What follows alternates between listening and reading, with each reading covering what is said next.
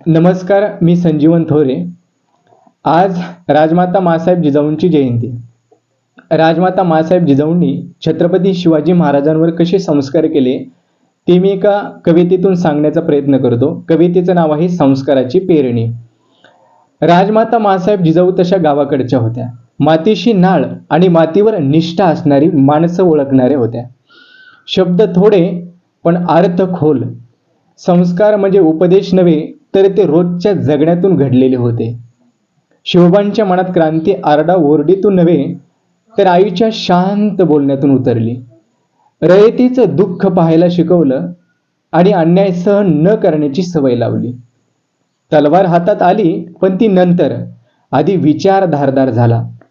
स्वराज्य म्हणजे सत्ता मिळून फक्त गादीवर बसणं नव्हतं, म्हणून ते न्याय, माणुसकी आणि स्वाभिमानाचं राज्य ठरलं. शिवरायांचं स्वराज्य फक्त रणांगणात जिंकलेलं नव्हतं, ते कष्टकऱ्यांच्या शेतीत, व्यापाऱ्यांच्या बाजारात, स्त्रियांच्या सन्मानात आणि रयतेच्या सुरक्षित झोपेत होतं.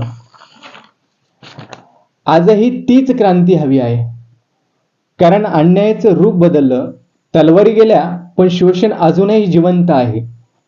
म्हणून विचारांची लढाई गरजेची आहे. आजच्या तरुणात तूही त्याच मातीतून जन्मलेला आहेस जिथून राजमाता जिजाऊ, छत्रपती शिवराय आणि जगद्गुरू तुकोबराय उभे राहिले.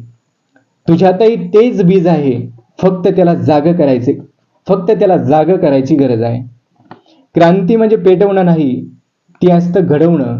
संस्काराची पेरणी केली तर इतिहास आपोआप उगत असतो.